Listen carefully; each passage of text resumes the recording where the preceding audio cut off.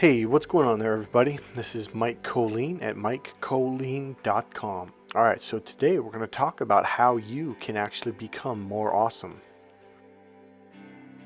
As I say in my dating relationship course, awesome wife, awesome life. See, happy wife, happy life? Not really. Because if she's not awesome, then you're not going to be awesome. It's all about awesome here. Alright, so what I'm going to do, I'm going to try something a little bit different. This is going to be something that happened to me a little while back, and it was a complete life shift, and it was so smooth, I didn't really catch it until, I would say, quite a bit after. And so that's how you know when you've made a change. It's so smooth and so natural that you don't even notice it. In fact, sometimes you make a change so completely, so purely, so 100% that you will forget why you even came in, okay? I remember them telling this during our NLP trainings. They were saying, look, here's the deal. What you're essentially doing is you're healing a part of them, and it's going to be essentially that energy is going back into the whole. So like a drop of water going back into the gallon or the glass of water, and it just integrates and blends in as one with the rest of it. So it's kind of like taking out a computer chip out of a computer and then replacing it with another one that's different. Well, the computer runs through this new chip thinking, well, this is the way I've always been, when it's actually radically changed. All right, so I'm just going to jump right into it. It's going to be a different way. So I'm going to jump right into it and share with you what happened. So, okay, let me just jump into the story. So here's what happened. So I went into a store and I bought these little things that I love. That have these little energy things. It's green tea caffeine, or not? Yeah, is it green tea caffeine? Whatever it's called, green tea. And I walked out of the store. I'm holding my hand. I got 20 of them, so there's kind of a lot to carry. Guys, you want a bag? I'm like, no, and I didn't get a bag. So I'm kind of holding them, looking at them. I'm just in a really good mood, man. I love these things. And so what happened was I was walking down. It was a big, wide, so it's a mall, basically an outside mall, shopping center. And this big, wide, like from the wall or the front door to the street was about, I think it's about 15 feet wide. It's maybe 12. It's a really wide freaking, sidewalk thing, whatever you call it. And I'm walking down. I'm in a good mood. I'm looking down, counting, making sure I've got all of them. And all of a sudden I noticed a lady was walking towards me. Now she was in front of me coming my direction. So we're walking towards each other. But she was over to the left about, I'm going to say 6 feet. Okay. So I didn't even notice. I knew, because I was looking down at my hands. I noticed someone was coming out of my peripheral vision, but I didn't notice who. And all of a sudden she made this quick movement. And she raised her hand holding up like a folder or like a spiral notebook to cover her face. And I just kind of glanced, and I was like, well, that's weird. And I was kind of thinking about it. I looked back, like, what was it? I thought maybe there might have been a bee or something that was kind of swarming her. I was like, I didn't see nothing. So I kept walking, thinking, okay, that's really weird. And then what happened was I got to the part where I was going to turn left and walk out of the parking lot and to my car. And as I'm walking across them about 5-6 feet, there's a lady coming the other direction. Again, she's over to my left about, I don't know, 8 feet or something like that, 6 feet maybe. And she holds her hands up real quick, like he's blocking her eyes. And I'm like, what's going on? Like, she acted like something was just too bright, okay, too bright and shiny, and she had to block it out. And as I'm walking to my car, it kind of dawned on me, like, that's kind of weird. Like 2 women in a row, like held something up to block their sight, basically, almost like it was coming from me or something. And again, I didn't look at either one of them. I looked because of the quick movement of their hands, because I was in my head thinking, okay, I'm going to go home, I'm going to exercise, and I'm going to come back, make some videos, got to set up my recording thing, got to do this. And I was just totally like in my own little world, right? So as I was walking to my car, my thought was like, wait a minute. Like, okay, how like I even made a video about this, how like you glow, like you have this inner light that shines on other people, and it reveals their truths. And that was my first thought, like, oh, yeah, like my light is so bright that it was revealing them to themselves, and they didn't like it, and so they were trying to block out my light, okay? Because they didn't want to see something in themselves that was revealed, which I didn't notice because in my own little world. And I felt good about myself. I'm walking, getting in my car, I'm driving home, and wait a minute. Maybe Because here's the thoughts that I used to have, and this used to be just like an automatic thought. So the most prevalent thought that I always had was I always thought that, well, did I do something wrong? That was like the most prevalent thing in my life to anything. Now here's what literally could have happened. A bee could have literally flew at that lady's face, or there could have been a light, the sunlight might have been shining at an angle that was blocking her, right? But what I used to think was, oh, did I do something wrong? Was I staring at her? Like I didn't even notice, because honestly I wasn't. I was in my own little world doing my own little thing. Didn't even notice either one of them until they made the quick movement. And I thought, wow, what a freaking fast transition. Because like I said in the past, even if it was the sunlight or a bee or something that they were blocking out, I would have just assumed I did something wrong. So there I am driving home, feeling good about myself, thinking it was my shiny glow. Like I was so damn bright that they had to block the sunlight, right? Whereas in the past, I would have just thought, well, did I do something wrong? But that was just like my automatic programming. We'll call it programming, right? But now it's more of a positive thing. Like, oh, it's because have such an inner spiritual glow or, shininess or whatever. So here's my point. My point is this, regardless of what's true or what's not true, and this really is the point of it. It doesn't really matter what's true because nobody said nothing, nobody did nothing, and it wasn't what matters is what you think when you walk away. Are you feeling good about yourself? Was it a positive thing? Or are you thinking, oh my God, did I stare at her? Oh, did I do something wrong? Stuff like that. Or here's something I used to think a long time ago.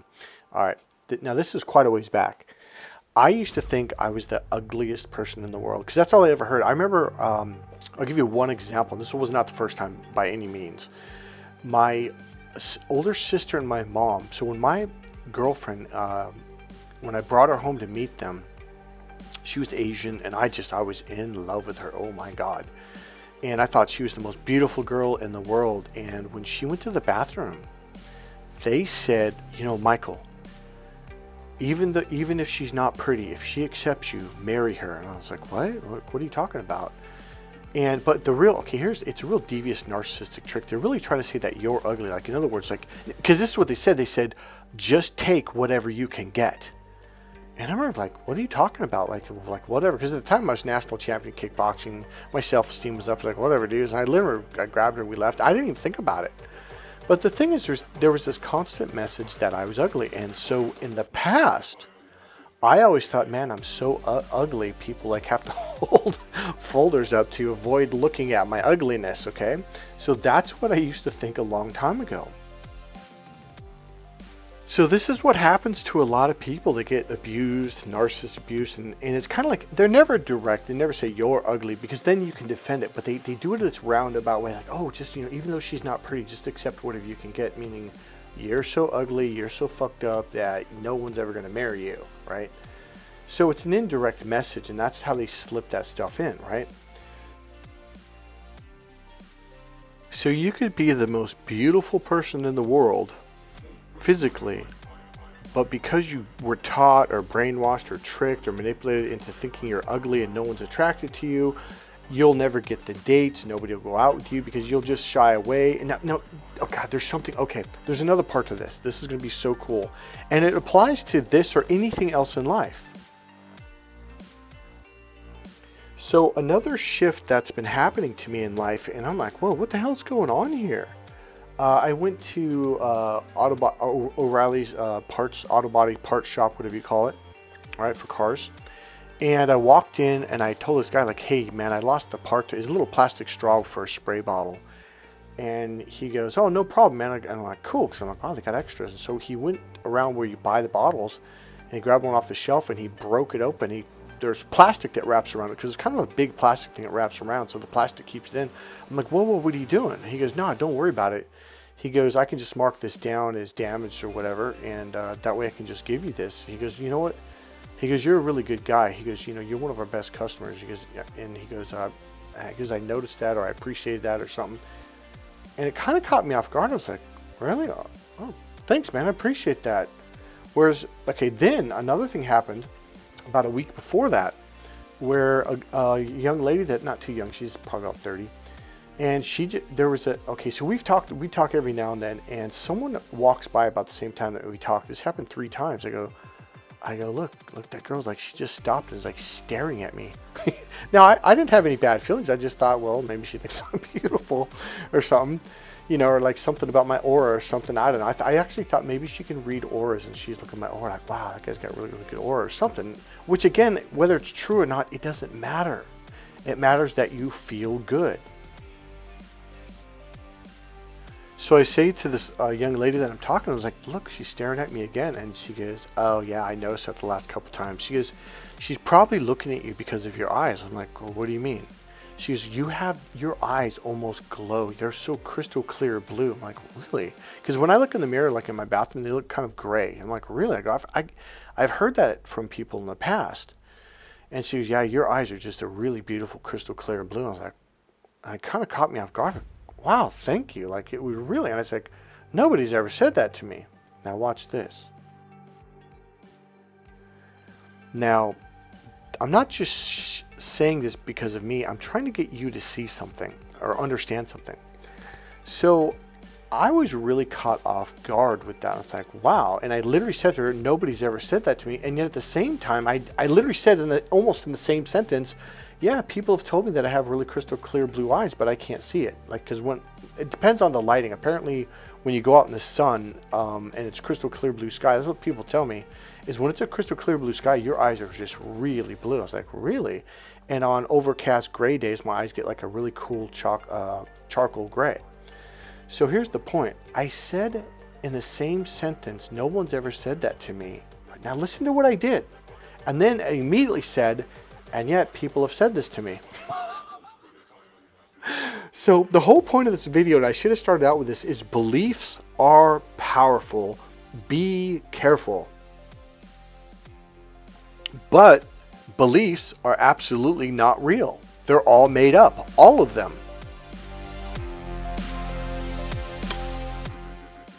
Now this is how your unconscious mind works. If you have a belief, what it will do, it will delete, distort, and generalize all the information coming in to match the belief, even if it's not true at all. And that's the weird part about it. See, here's the thing. Beliefs are made up. You chose to believe, or someone convinced you you're ugly, or you're stupid, or nobody likes you, or you're always doing something wrong, right? And so you take on these beliefs for whatever reason. It doesn't matter. And here, I'm gonna use me as an example. So here, my whole life, I always thought I was ugly. Well, up until I was about 30, 31 years old. That's when I really started to think, man, I've got beautiful eyes, right? So here I am telling this young lady that, no one's ever told me that, and yet I said, people always tell me that I have crystal clear blue eyes when the sky's blue out, crystal clear blue sky, right? So they change, and that's what she says. She goes, yeah, your eyes change whether you're outside or inside. I was like, oh, okay. So my point is, on the one hand, I'm telling you, yeah, no one's ever said this to me, because I had this belief that nobody liked me, nobody thought I was attractive, blah, blah, blah, blah, blah. And even in the same sentence when I said people have said this to me my whole life, I told her no one's ever said that to me. Do you get where I'm going with this? You have to be careful of your beliefs. The good thing is, beliefs are not real, but beliefs will guide your life absolutely and powerfully. So you need to choose your beliefs. You can literally change a belief just like that. And yes, in NLP we have a pattern or a technique. It's called a belief change pattern. Really simple. I think it's a 5-step or 6-step pattern, and it's really effective. Now here's the other thing you can do. So one of my challenges has always been marketing. So I really believe in mantras now because it had a real positive effect many, many years ago, and it had a radical shift in my life, okay? Had to do with meeting women, picking up on women. I just thought no one attracted me, no one likes me, And I did this thing. I went to this church and I prayed, and then I just did this thing, this internal dialogue, like this mantra over and over and over. And then boom, it worked. And I was like, holy shit. That's another story. I don't want to go down that path, but that's what finally got me to believe that mantras work. So here's what I did more recently. It was about 3.5 months ago or so, about 3 months ago. I went for a long walk. It was at nighttime, and I kept saying, I'm a marketing genius. I'm a marketing genius. My marketing is brilliant, and it's amazing. Like, I'm a marketing genius. And I kept saying that over and over while I'm walking at a fast pace, breathing in, breathing out, getting yourself in a real positive state. And I kept saying this, but I didn't say, I'm a marketing genius. My marketing is brilliant. I'm a brilliant marketer. I didn't say it like that. You got to say it with enthusiasm, with confidence, with certainty, right? And you got to move your body with certainty. You got to breathe with certainty. And that creates that. Well, here's the funny thing. All of a sudden, I came home inspired. I started rewriting my pages, started rebuilding my website, blah, blah, blah, blah, blah. And all of a sudden, I started making sales. Like, boop, boop, boop, boop. I was like, oh, you got to be kidding me. So I caught myself going, oh man, I suck at marketing. It was about a week ago. And then, wait a minute, Mike, stop. Go for the walk and my marketing's brilliant. I'm a genius at marketing. And here we are back on track again.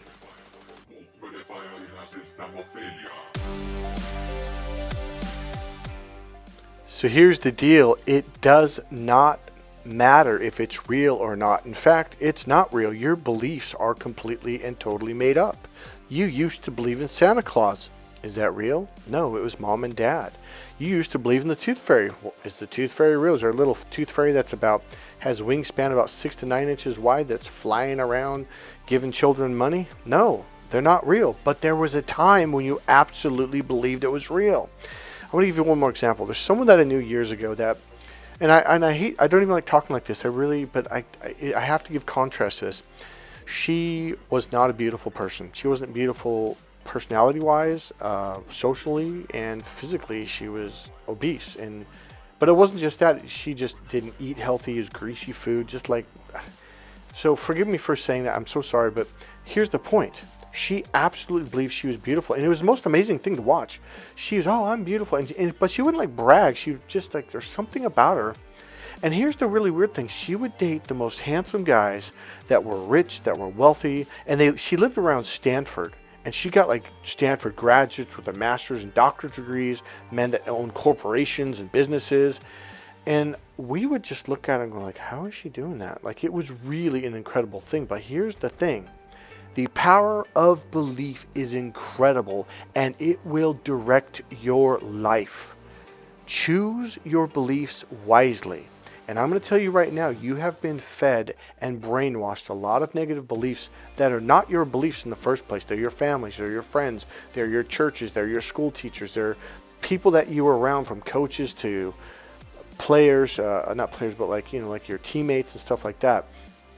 Those are their beliefs. Let them have their own beliefs. You need to start picking beliefs that support you and your dreams. If you want to make a real shift in your life, get a hold of me. This is what I've been professionally trained in. It's not psychology. Well, I did study psychology, but this is way more advanced. It's deeper, it's funner, it's much more enjoyable, and the shifts happen one after another, okay? I'm an NLP trainer, master hypnotherapist, master practitioner of timeline therapy, Reiki, Huna, pranic healing, linguistics, communication. I'm a dating relationship expert, and much, much more. See you guys in the next video. God bless you.